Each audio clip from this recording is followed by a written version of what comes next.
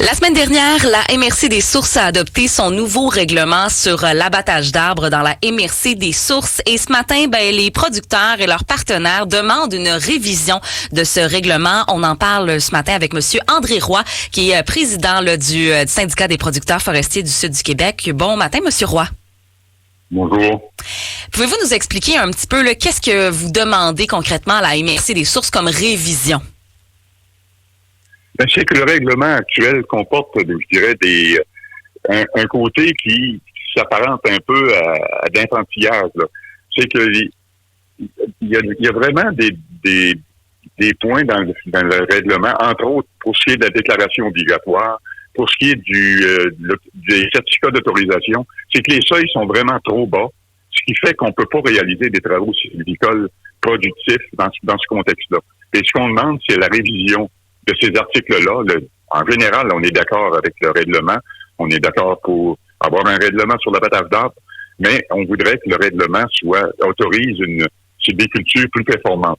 Et actuellement, on est brimé par exemple, les seuils d'intervention pour le certificat d'autorisation. On veut abattre, on peut pas abattre plus que 30% des tiges aux 10 ans, ce qui ne représente pas la croissance d'un peuplement. Et en agriculture, en sylviculture, il faut pouvoir récolter au moins la croissance d'un peuplement pour faire ses frais. Actuellement, c'est pas possible avec le règlement actuel. Le seuil, par exemple, pour la déclaration obligatoire, dit si vous coupez 10% des tiges aux 10 ans, vous devez faire une déclaration à la NRC. Mais ça, c'est pas 50% de la mortalité d'un peuplement. Écoutez, on est en train d'infantiliser les producteurs, puis alors que ces gens-là sont la plupart du temps des professionnels. Et donc, à un moment donné, il faut faire confiance aux gens qui font ce métier-là depuis 25, 30 ans, 35 ans. Moi, j'ai rencontré des producteurs là, qui sont en sylviculture depuis 35, 40 ans, puis qui disent « je commencerai pas à compter les tiges, et je fais la sylviculture depuis longtemps, puis ça donne de bons résultats. » Donc, ce qu'on demande à la MRC, c'est d'être raisonnable et d'écouter les vrais experts, là, les vrais gestionnaires de la forêt, que sont les propriétaires. Et donc, mais on n'a pas été entendu là-dessus. La MRC ne nous a donné raison sur rien. Alors que le règlement, il y aurait probablement 3 articles à modifier et il ferait consensus. Oui, Monsieur Roy, la semaine dernière, justement, ce règlement a été adopté en séance de la MRC. Plusieurs producteurs étaient présents. Puis, quel est votre sentiment suite à cette rencontre d'information qui a eu lieu avant la séance? C'est-à-dire que les producteurs n'ont pas été entendus, ils n'ont pas été respectés. On était 160 dans la salle de producteurs. Le règlement faisait l'unanimité des producteurs pour qu'on le révise. Et la MRC n'a pas voulu entendre ces gens-là. On a présenté une pétition il semblait bien que c'était 785 producteurs qui ont signé la pétition. Ce règlement-là fait chez les producteurs l'unanimité contre lui. Et donc, mais comme je vous dis, c'est pas compliqué. Il s'agirait de modifier trois articles et puis les gens vivraient avec ce règlement-là. Le règlement actuel n'a jamais été contesté.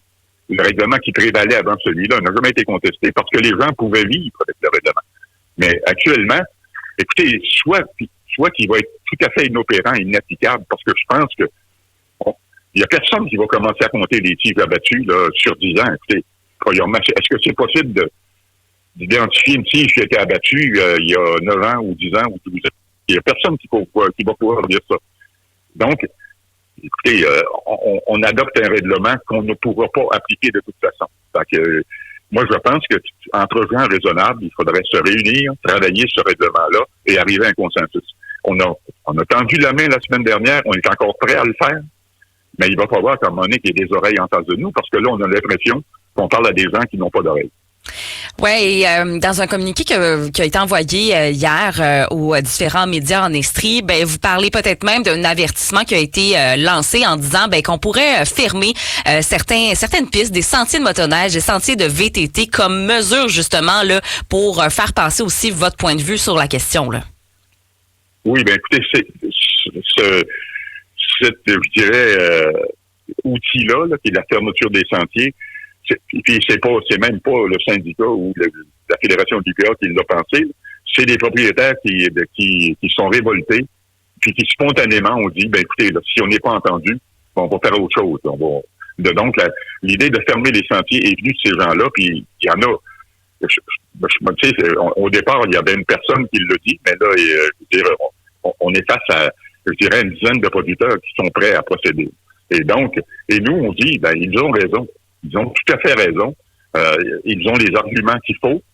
Ces gens-là ont le droit d'être entendus. Puis, en plus, ils ont la générosité de laisser passer les randonneurs chez eux pour rien chaque saison. Et ils s'adressent à leur MRC, puis ils sont pas entendus. Et donc, là, ben, évidemment, ça va. Il y a une espèce d'escalade là, qui est en train de se dessiner. Nous, c'est pas le moyen qu'on avait envisagé. Il y en a d'autres qui sont envisagés actuellement. Mais la fermeture des sentiers, nous, on la trouve tout à fait légitime dans les circonstances, parce que la fermeture de la MRC va entraîner la fermeture des sentiers, ça, c'est évidentiel. Quelles seraient les autres mesures que vous envisageriez si jamais... On envisage des mesures légales, parce que on pense que ce règlement-là va à l'encontre du schéma d'aménagement de la MRC, qui va à l'encontre du plan de développement de la zone agricole. Donc, on évalue nos options là-dedans. Et évidemment, il y a aussi l'option politique. On sait qu'il y a des élections en 2025, en novembre 2025. Je pense que les producteurs sont assez remontés actuellement pour que ça se règle aux urnes en 2025. Donc, évidemment, il y a 3 maires qui nous ont entendus, qui sont prêts à discuter, mais les autres sont tout à fait fermés. Donc, il est possible que l'an prochain, il y ait des scrutins dans certaines municipalités où il y a fermeture là-dessus. Donc, il y a les options politiques, il y a les options juridiques, il y a la fermeture des sentiers. Et donc, puis évidemment, au total, c'est l'opinion publique qui joue. Mais là, ce règlement-là est en train de faire l'unanimité contre lui. Et dans le communiqué, là, il est mentionné aussi, là, nous voulons des solutions, pas des blocages. Avez-vous une date limite à laquelle vous aimeriez être entendu? Sinon, justement, ces blocages pourraient arriver sur les sentiers? Ah ben écoutez, la fermeture des sentiers, ça, c'est dans les prochains jours. Je dirais que c'est probablement une semaine au plus. Mais pour ce qui est de discuter avec la MRC, nous, on est ouvert.